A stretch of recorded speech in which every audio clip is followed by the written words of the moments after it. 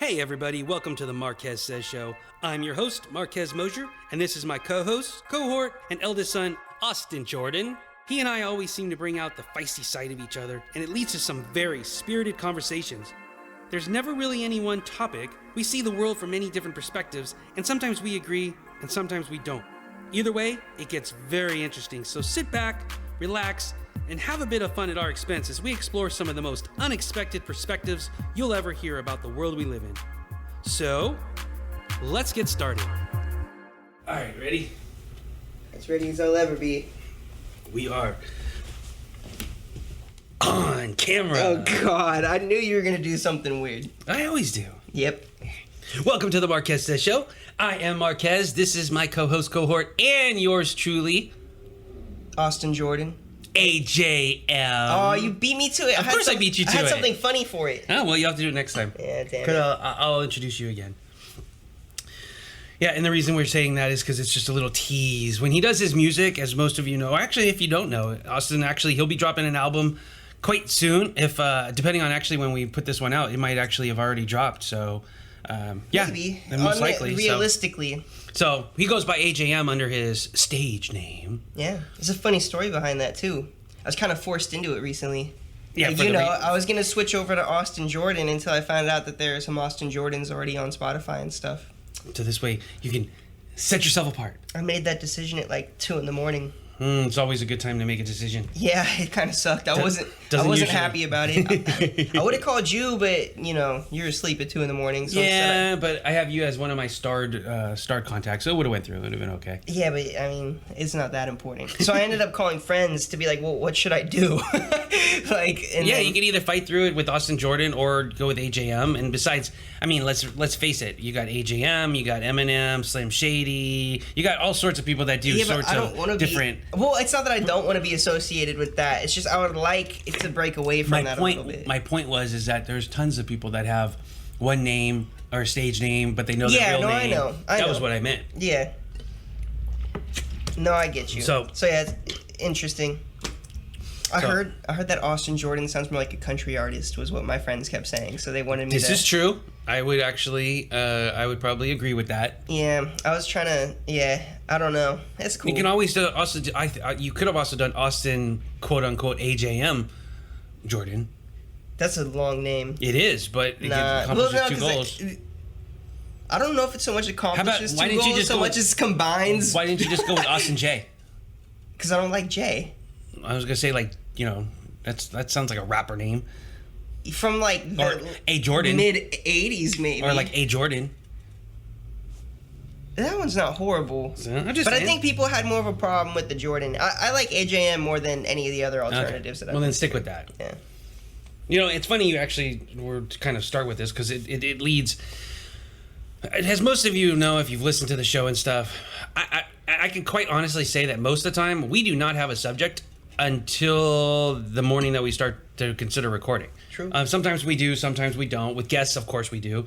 But this was one of those ones as well. I have kind of a notepad and just on my phone, and it just different things come up. And this one, I figured we're going to talk. We haven't really talked about or directly about like respect and tolerance, and not in the sense of tolerating, civil rights and stuff. Not that type of tolerance, but just people that you don't necessarily like or have to work with and things like that. And I had wrote down as a note, and this is just a kind of a springboard because it was literally just thoughts top of my head, was I don't have to like you.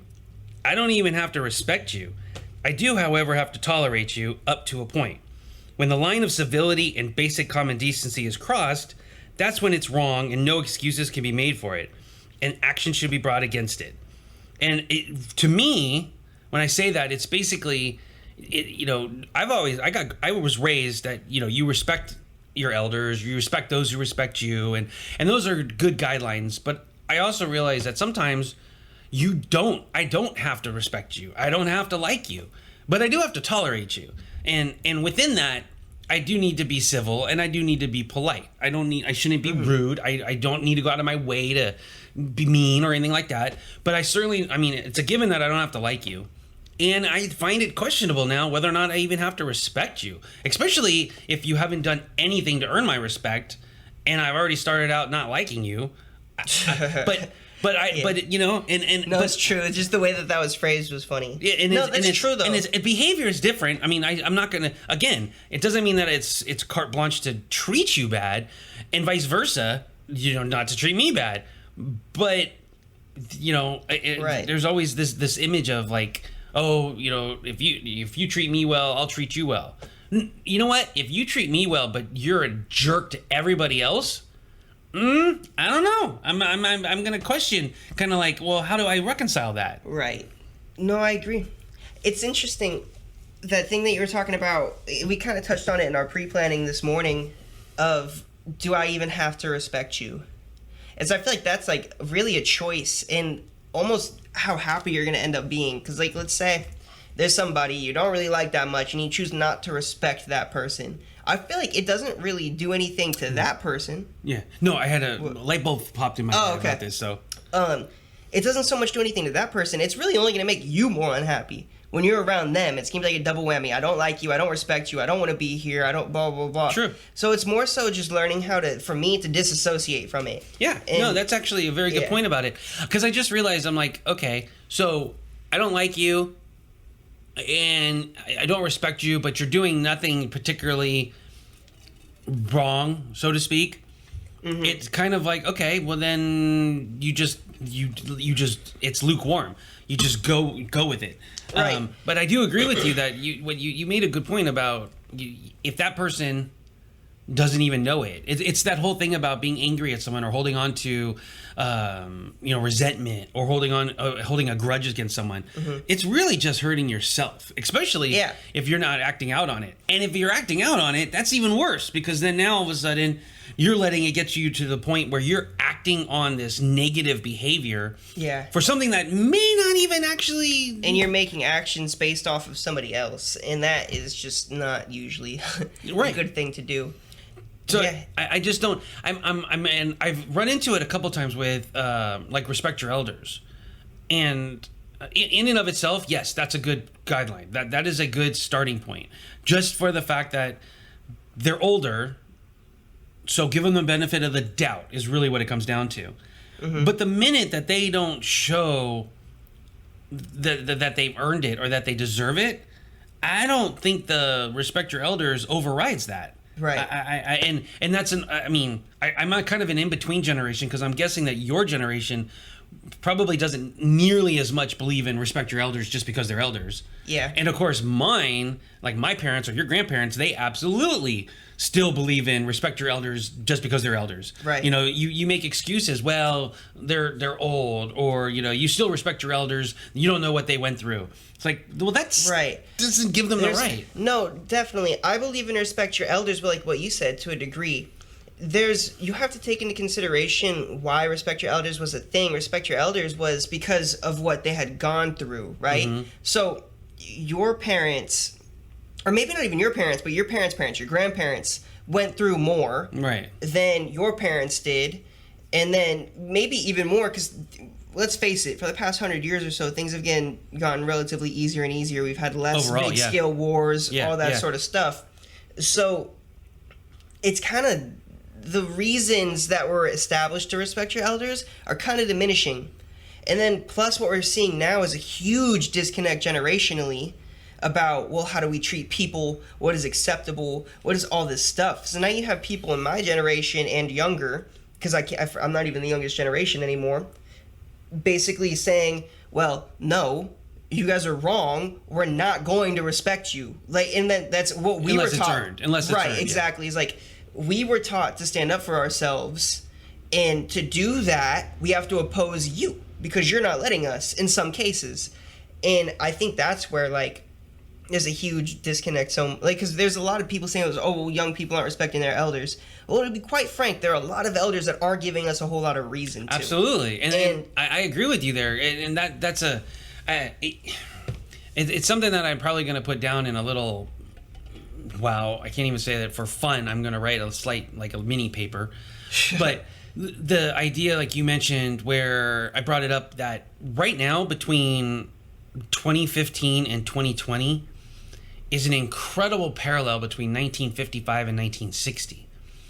And my fear is that our 20s, the 2020s, are going to be very similar to the 1960s. And that is not good. That is not a good thing, especially given that a lot of it revolves around the same issues. And you have that generational thing going on again. You've got the old people, and some of them are essentially... It's funny because you can tell which ones were hippies back in the 60s, and you can tell which ones were not. We're the square crowd, and they're still battling it out.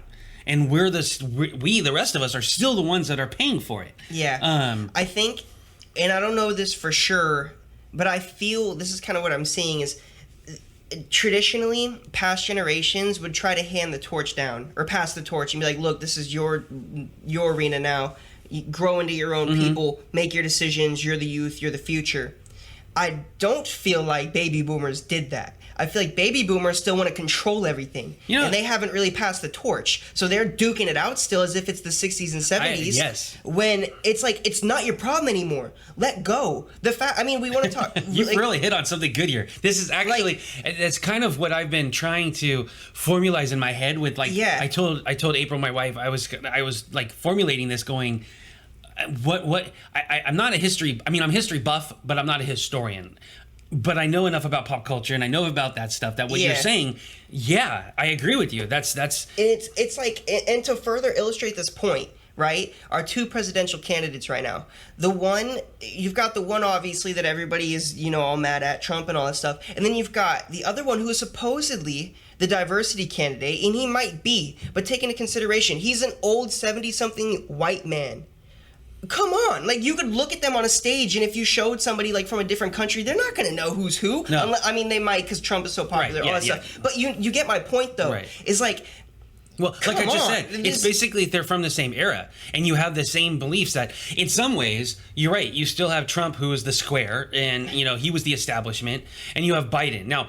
By today's standards, you could say that he's the establishment, right? But back in the day, he very well may not have been. He was either someone who was more of the to the hippie elk, more or less, not necessarily, because I don't think he was, but he also was one of those people though that as he got older, he went through the times, he kind of evolved, some of his views changed, and he is more of the or less conservative side. He's no longer what the establishment is, even though so between the two, he still represents, is what I'm saying now, is that he may not be, but he represents that faction, which is, that's true. The journey is the part that I don't necessarily agree with, but the end point though is that he's now the only reason I say the journey is because I don't really know what he was like in the 60s and stuff. I don't know how strict he was and stuff like that. I don't think he was a hippie, quote unquote. No, but I've read comments in the way that he talked about certain minority groups and stuff like that. It wasn't not progressive. Correct. Let's just say that at the most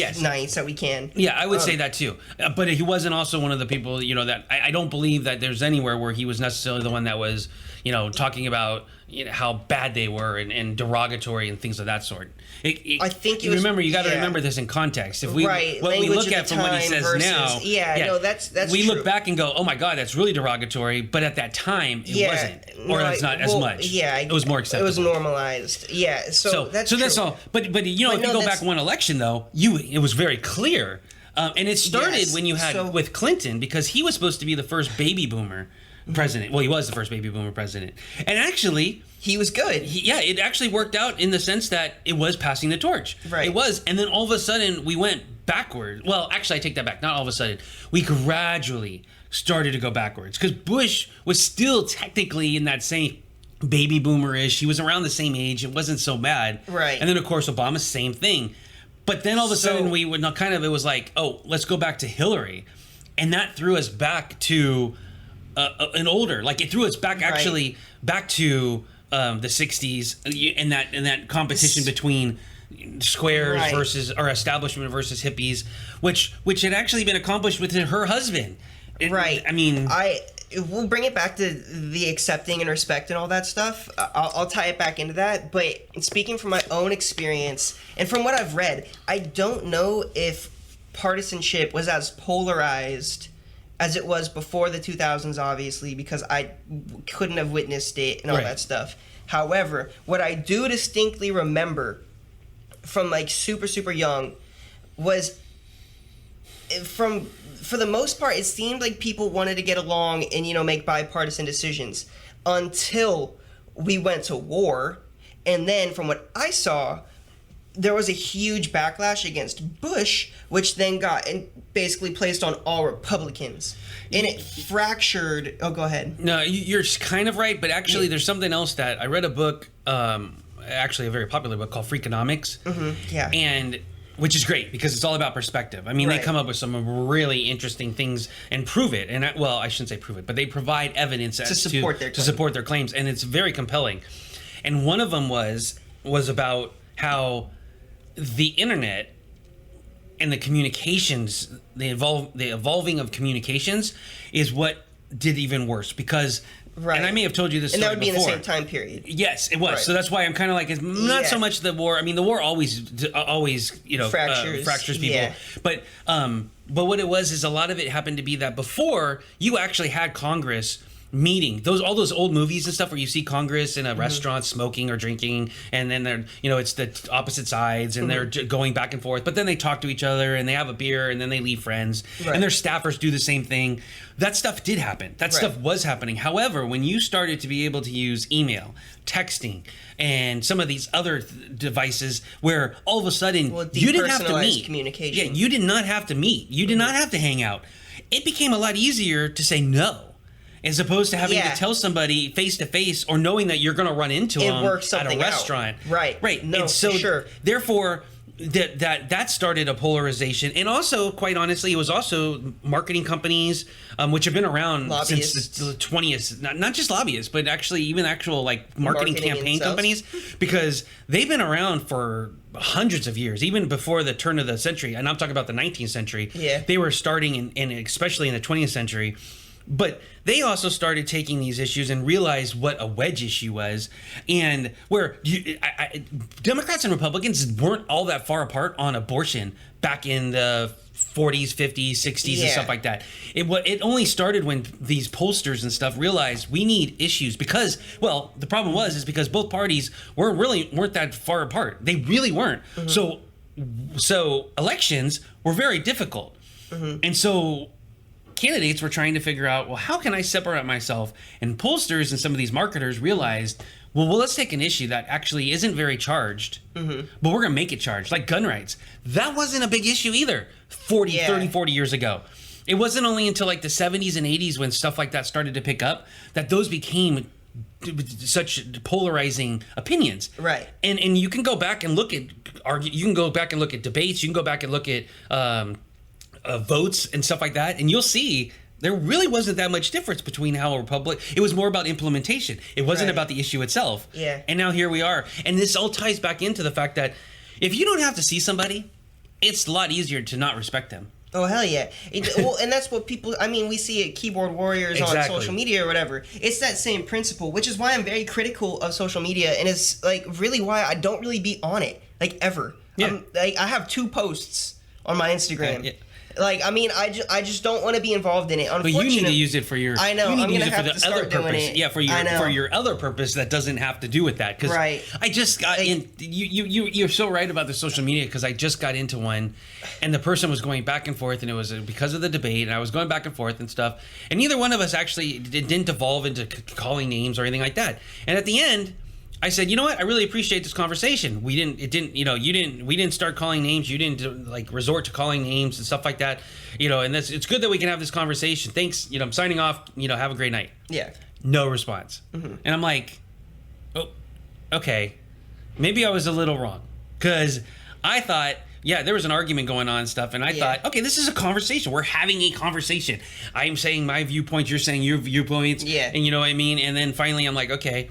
And I do have one person in that one also said that they were sorry for me, and that they would, you know, I think send prayers for me. Well, yeah, that's what the stance is on most people that are super. Well, one honestly, side or the other. Yeah, exactly. I was going to say one side or the other. And it's dismissive because they don't want to have the conversation, which is fine. Whatever. If you truly want to lock yourself into that view, that's cool, whatever. I'm not going to tell you what to believe. However, there's a difference between being authentic with it and being dismissive, and most of the time it's dismissive. Yeah. And that is irritating. Yep. Like that, and I'm not going to engage anymore. I'm tired of it. We talked about it off camera. Look, the thing is at this point in the election, everybody knows who they're voting for the most part. Actually, like, generally speaking, I would agree with you, but there is actually a huge chunk, because there's a huge chunk of people that are still in the middle that could go either way, because they were questioning it and they went with, say, Trump. And now they question in the first part. It wasn't a strong Trump vote.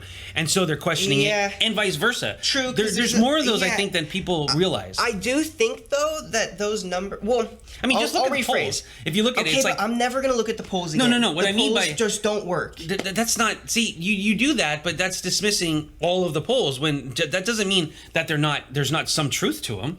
Yeah, but the thing about polls is they're almost always going to be skewed, because you're only going to get passionate people participating in them. Actually, that was before you shut me down. That's exactly what I was going to say, is that you roughly have 30%... I wasn't shutting you down. I was shutting polls down. You roughly have 30% that are saying one thing, and you have roughly 30% that are saying the other, give or take. Yeah. There's actually about a third of people that are still kind of trying to figure out. And that also makes sense when you figure that the popular votes and almost all the things that are going down in politics right now is within 55% were for. I mean, it's such a small amount, over 50%. So. And the thing, my overall point, I wasn't trying to shut you down. Yeah. I was just shutting down the polls, but not you. The thing, people in the middle are probably not going to engage in the polls, because they just don't care. It's not going to, they don't. Oh, again, though, I would say actually some of them don't care, but the other ones actually care a lot, and they're doing their own research. They're actually digging in. Well, I was going to say they just don't care to participate in the poll, because they think it's... Sorry. Okay. Is what I mean. Not that they don't care about the election. In the process. No, they just don't care about participating in the poll. Yeah, I got you. Okay, And then also where a lot of the polls will come from, either CNN or Fox or whatever. So the people getting into those polls are from a certain demographic already. No, that's not how they work. That's not, just because CNN does a poll doesn't mean that they're polling people. No, I'm not saying that they're polling specifically from a demographic. I'm saying that the people more likely to have enlisted or subscribed into that poll are probably... Well, sometimes it's just random. I mean, it truly is random. I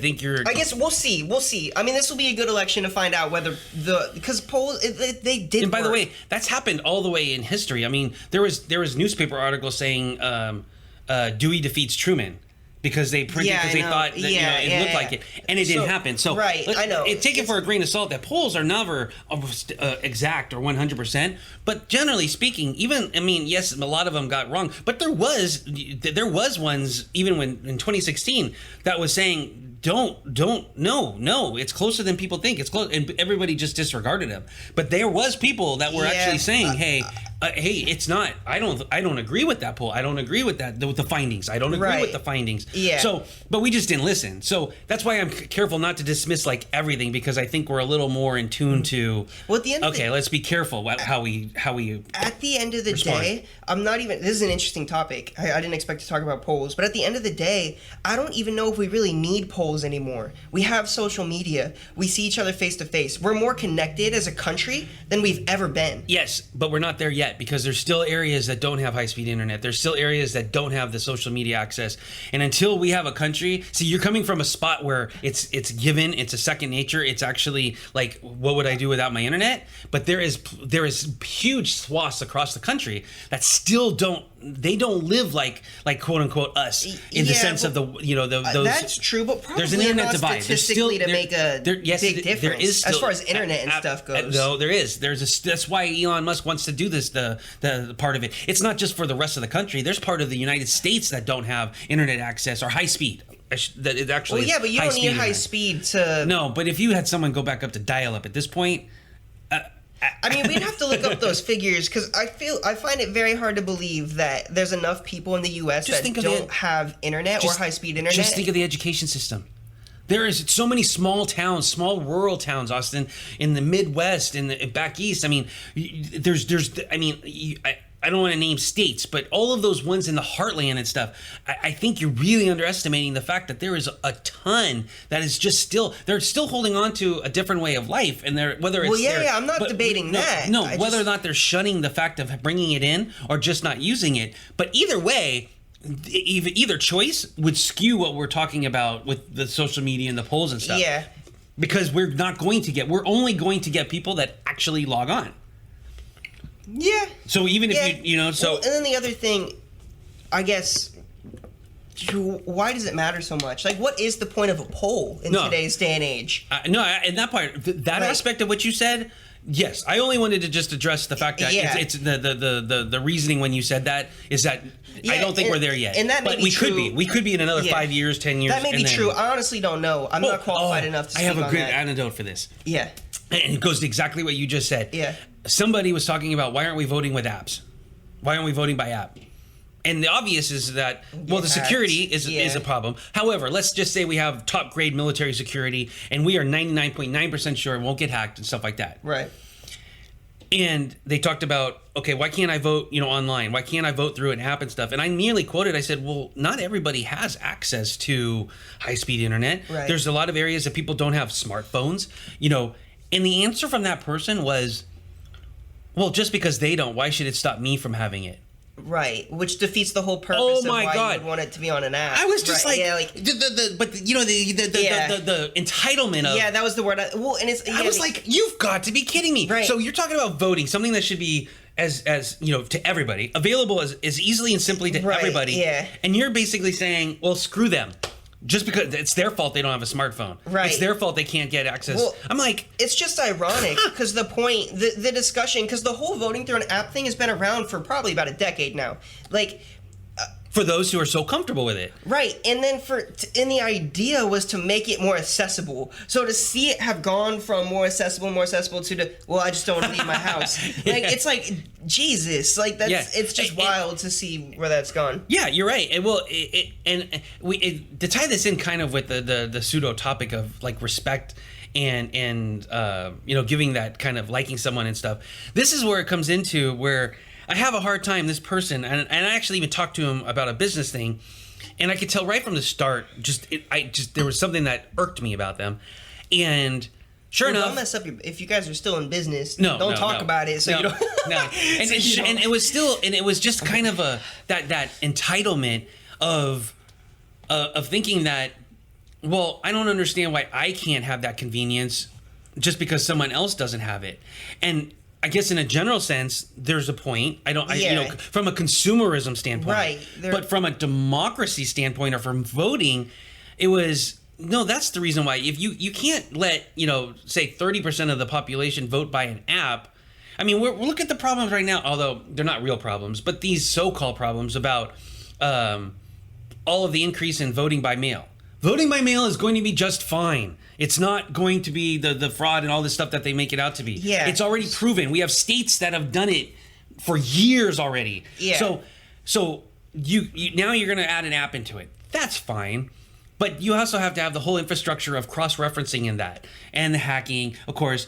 But what if that person, that the poor person who doesn't have a smartphone, doesn't have internet access, and they desperately want to vote, are we going to limit but are we going to start restricting the polling sites because we no longer need as many? No. I mean, you start to talk about like, okay, there's a whole sense of things that go in. But why, Austin? Why would we keep the same amount of polling sites open if more people aren't actually going to go to the polling sites? They don't cost very much, right? Most of that's volunteer. But still, you still have to have the buildings. You still have to have the organization and the structure. Yeah, but I mean, they're even talking about that now. Most of it's not very expensive, so there would be no if it was a cost thing. Then okay, I could see why maybe you would shut some down, but I don't think it would be. I don't know. I have no idea. Yeah, right. No, and you're right. But it's just the concept of that. I mean, they were talking about with the mail-in that, well, we don't need as many polling places because more people are going to do mail-in.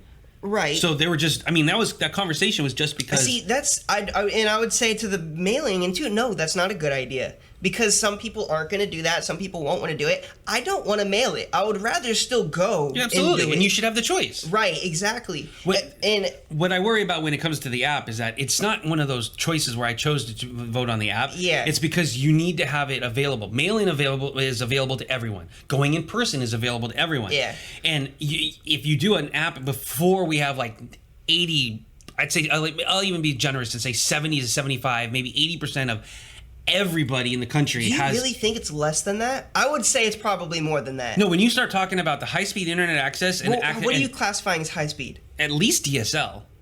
I would venture to guess over 80% of the country has that. I don't think so. I mean, I can look it up real quick, but I don't know. Or at least has the opportunity to have You also have to remember they have to know how to use it. They have to actually know how to navigate the internet. That's something that, I mean, think about older people. I mean, hopefully you should have, like me. Right. In 40 years from now, I'll be the old person. I will know how to, I will know how to navigate the internet and stuff. But what if everything is different? What if it's all just voice and stuff like that? Or it's some technology that I will, because I'm a tech geeky like that. Right, but what if all of a sudden it's someone that's not very techie right now? They're going to be in the same boat. They're not going to know how to do that next kind of... What if they're just afraid? What if they just don't want to? Right, no, and that's a valid concern. Yeah, that's fine. I mean, yeah, you could say, like what you just said, you could say that about anything, though. The more it's going to evolve, At some point, we can't really tailor it to the people that didn't choose to, No, I agree. But when it comes to voting, and this is actually this conversation, you're right, is on a generic standpoint. Most of it, actually, we would probably agree hand in hand. And I think we agree with the voting part. But I think for the other people, it's the voting part. And that's the specific part of this. And it is something that I don't particularly... When we come into the generational thing, that this is what this is really about, is that it ties back into... What about the person? Do I have to like or respect that person that is all for it?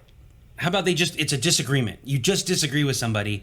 Yeah. Do you need to respect them, or do you just need to be polite?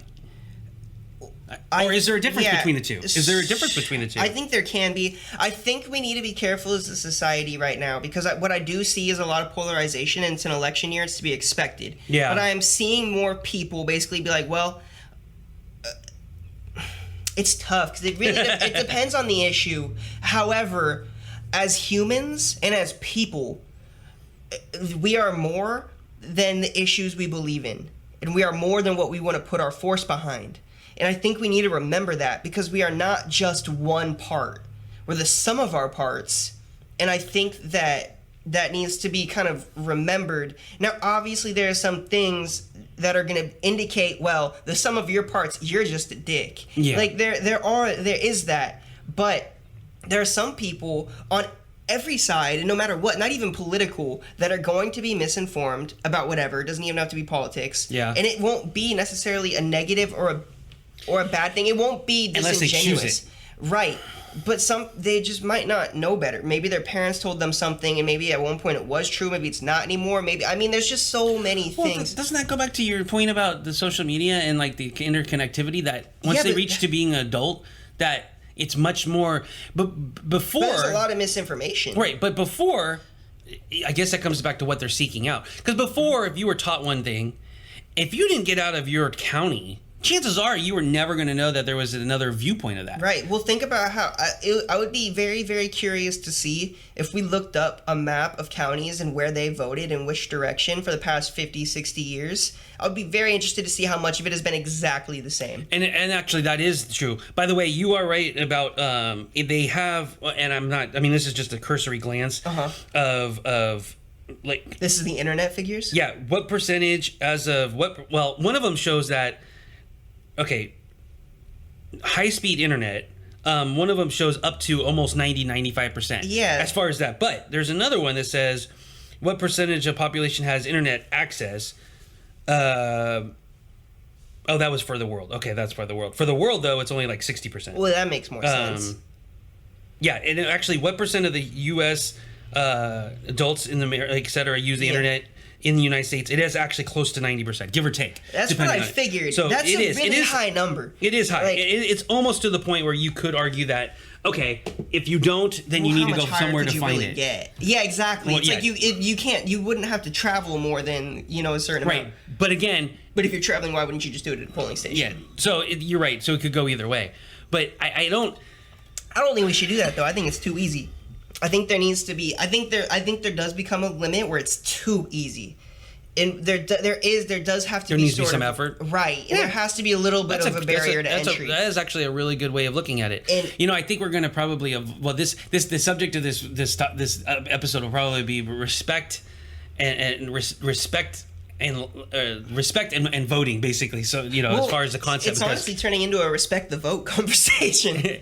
So, and it's interesting because the voting part of it came up mainly because of the fact that you're looking at how people view it so differently when there was a time when it was just what you did. It was part of being, it's actually, you need to be an informed citizen. You have to be in a democracy, no matter what version of it, you have to be an active participant.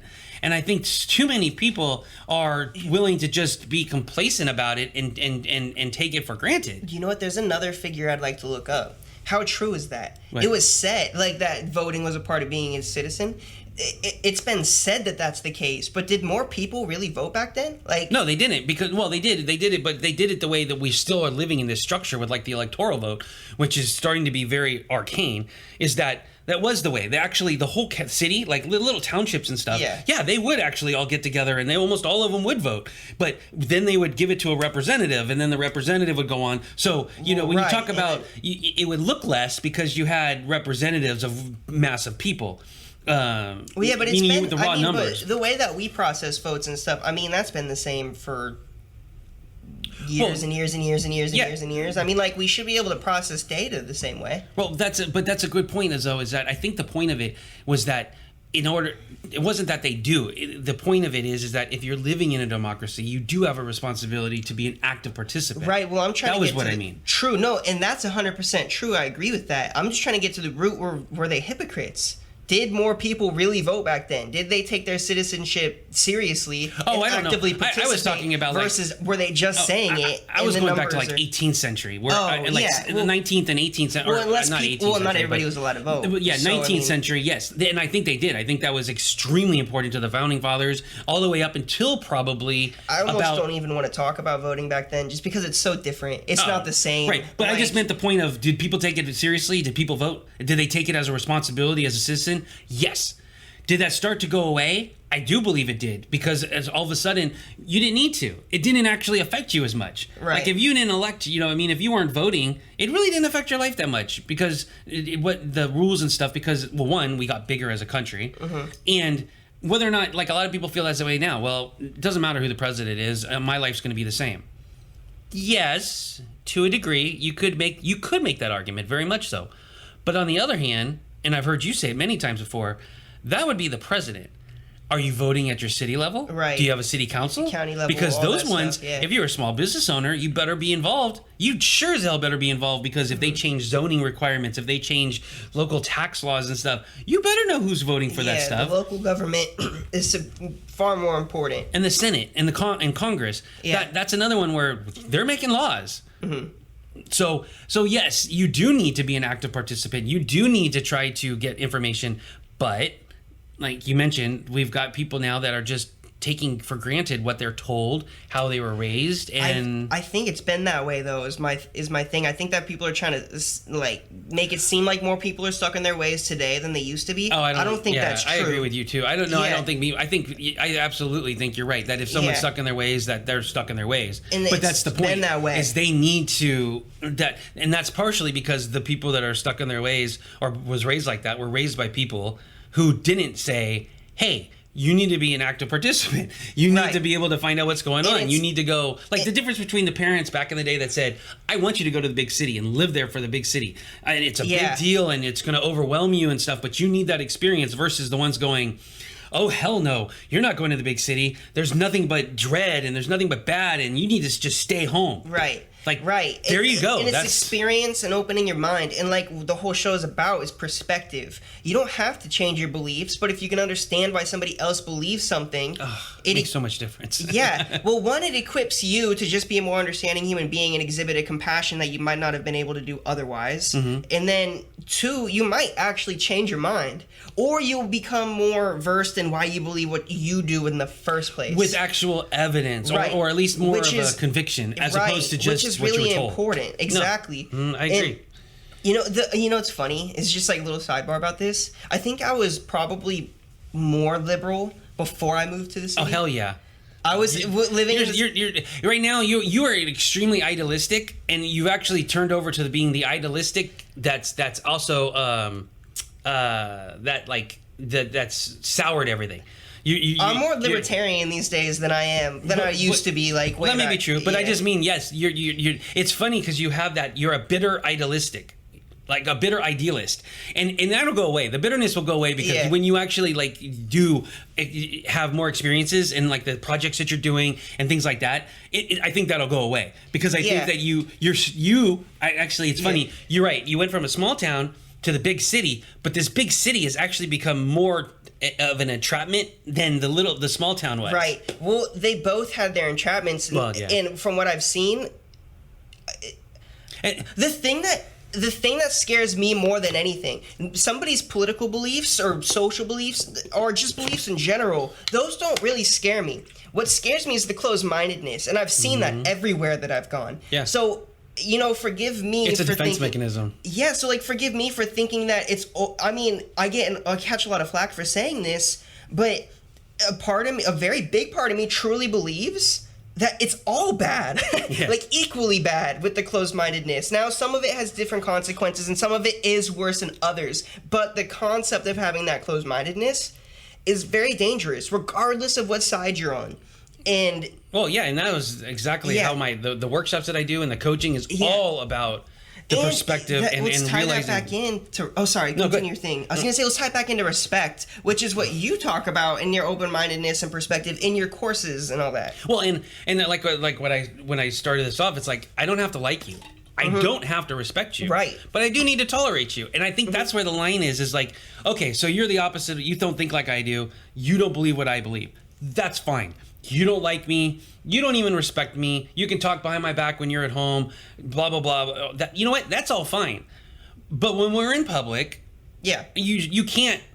Basically, no. When we're in public, you cannot spew all of your ideology and cut and attack the other person or attack me and all that stuff. No, because that's where it crosses the line. Yeah. And the funny thing is that line, having that line, might just make it so that when there's like a little kid who sees you and me on the street and they can tell the vibe that we are merely being polite to each other because we're not laughing or we're not getting along, but that little kid, by just seeing us, knowing that we don't like each other, we probably don't respect each other, but hey, we're talking, you know what, go ahead, you need to go ahead and do that, or like in a workplace or a school or something, being civil is a good way of putting it, then they believe that, oh, it's okay to disagree. It's okay. Right. But if we step out and all of a sudden you're like, you've got whatever belief you are and you're just waving it around and you're just shoving it down people's throats, and the other people are essentially just standing up for themselves or doing the opposite. I mean, because it's one way, it doesn't matter which side you're on, but if you're doing this,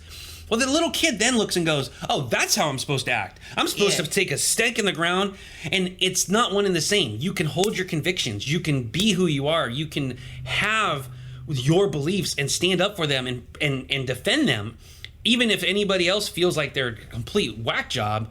But there is that line of civility that must be preserved. Right. Otherwise, we end up in just two people screaming at each other. Right. And then the debate. Yeah.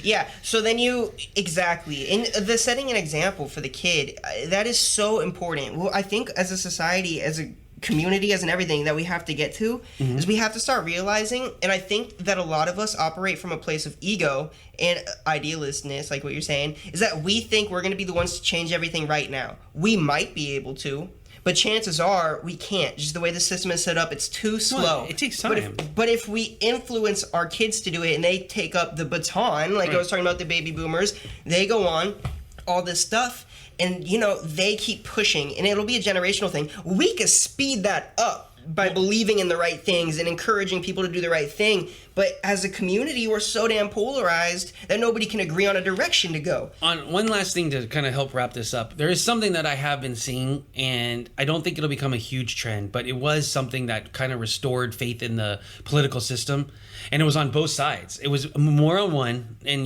when I say it, you'll know which side it is, but it is on both. Was that the idea of country over party? And it was predominantly, obviously, the Republicans that are saying, look, I'm a Republican, I'm a proud Republican, but Donald Trump does not represent me or my party as I see it. So I'm not going to vote for him. And that's hard. Now, Biden, by the way, if you take it with the liberals, could take the exact same quote. You could take the same thing and go, well, he doesn't represent what Biden is not, Biden is a Democrat. He does not represent my beliefs and what I believe the Democratic Party is. Now, chances are I'm not going to vote for Trump, but they're going to, they may not vote or whatever the case is. But the point being, though, is that putting that idea of country over party and realizing that sometimes in some situations, and we haven't had many of them throughout our nation's history, that sometimes, it's okay not to vote for your party. I mean, I think, and to touch on that as like a wrapping up sort of thing, we have a lot of Republicans saying that Trump doesn't represent what they believe, and we have a lot of Democrats saying that Biden doesn't represent what they believe. So why are they who we decided to lead the parties? No, and that doesn't make any sense. And to me, that honestly makes me question, well, who really did? Who really did put them in control? Well, and I think some of this, though, is hindsight. Remember that some of this is hindsight, because with Trump, with Trump was a product of good timing and good marketing, because as we know with history, it flip-flops. So when Obama's terms were over, it was likely to be a Republican anyway. Trump happened to fall into that seat, plus he was really good at marketing, and Hillary wasn't a super strong candidate because she just didn't like her. So he was a product of good timing. And, for him, good timing for him. Yeah. And strong marketing skills. So I don't even think it's so much in hindsight. I think people knew even back then. That's what I was saying it back then. No, what I'm saying is I don't think we realized where we would be as a country under his leadership. Whether you like it or you don't. I'm not even saying a good or bad. I'm just saying that there was no way to predict that we would be where we are under his leadership. Now, can you say that about all of them? To a degree. But if you go back down the history of, say, Obama and then Bush, Clinton, Reagan, actually, you did have an idea of where the country would probably be based on them. Unfortunately, with Trump, we only knew a persona. We didn't actually know a person. And all those other presidents, we knew as a person and where they stood, because you couldn't do that with Trump. No, you couldn't, because in the past, he had said he was a Democrat, and he would say Democrat. Look at his tweets. For everything he talks about, there is a tweet that says something opposite. I know. That's all I'm saying is that we really didn't know. As a persona. I'm disagreeing with knowing the other presidents as people. I'm not. What I mean is more so that we knew where they stood with Bush, with Reagan. We knew their ideologies. Yeah, we didn't know with Trump, and Trump was more of a product of people not liking the other option and being disgruntled with the situation. Right. So that's fine, but it does come back to the whole thing about don't like him, don't respect him. That's fine. If you do like him, if you do respect him, that's fine. But remember that line of civility that has to be there, and we need the leaders to also, whether they're leaders, parents. What? So they need to take charge on that. Right. Instead of scrubbing it away. Right. You're right. The leaders of the country, the leaders of society, community, parents, all of them need to remember that. Look, you don't need to like me. You don't need to respect me. But you have to put up with me as long as I am not crossing that line of civility. Mm-hmm. Well, in communication is like the biggest tool in respect. And whether or not you respect somebody or not, communication will really define that. And communication will earn you respect. Yeah, you're absolutely right. Keep that line of communication open. And again, it's not because you like them. It's not because you respect them. No. Even if you hate them, you really should. I mean, for example, if your neighbor's house, you saw a little brush fire on the side of their house and you hate that neighbor, you sure as hell better tell them or go out there and put it out. Right. And whether or not, no matter what your feelings are for that person, you need to do that. And that's just the communication I was going to say was tell them. Well, take it one step further and actually put the shit out. Yeah, in that scenario, otherwise your whole neighborhood's now on fire. Right. Welcome to the West Coast. But you know what I mean. Yeah, no, but I do. At least go, yeah. I got it. If let's say you saw a prowler, what you thought was a prowler around their house. Right. That's you know what? You hate them, you don't like them, that's fine. But you need to go and say, hey, I think I saw a prowler around your house. Right. You know what I mean? That's just the civility that remains and the communication that you're right. In order to have the civility, you have to have the communication. And that goes a long way. And then when you do that for your neighbor, you do that for the whole community. You know, I'm sorry. I really liked your comment. Yeah. I was really want to give you props on that because in my head I'm thinking, oh, here's a post. I can do a post on it. Is civility equals communication or something along those lines. Well, it really does. And you'll be surprised. Yes, you may not get respect from somebody. and you may never. But if you give them respect, they may or may not give you respect. They might, and in which case that's a net positive. Right. And if they don't, nothing changed. Yeah. And as long as you don't expel too much energy on it, because that's when it changes. If you're giving all this energy and time and you're not getting anything back, cut it off. Who cares at that point? Whatever, move on. But if you're not really doing anything and then, just some little act or whatever, and now there's a certain level of respect, like what you said, you don't have to like each other. But at least that doorway for a constructive, healthy... Right. It's 3 levels. Communication is up. It's 3 levels. I don't have to like you. I don't have to respect you. But I need to tolerate you within the bounds of civility. Okay, there's the 3 levels. Right. However, I don't like you, but I respect you. Mm-hmm. That's possible too. And then, of course, you like them, you respect them, and stuff like that. And they all come down to the fact that don't cut any of those off. Don't think because you don't like somebody now that you may not like them in the future. Don't think that because you don't respect someone now that they might not do, or they may not do, they're never going to do anything to earn your respect. Remember to keep, like you said, that line of communication, that perspective, that ability to change your mind open. Right. And if you have that combination, then you can proceed. Right. My best friend in the whole world hated that guy in middle school. He was an asshole. But then we got to high school, and we best friends since then. So, I mean, It is just a matter of keeping the lines of communication and possibilities open and understanding that it can go either way. So, All right. Good? Good. All right. Well, then, think more, care more, live more. And remember, you can change your life. We can change the world one decision at a time. Anything else? That's it. You good? Yep. All right. We'll talk to you next time. Thank you for listening.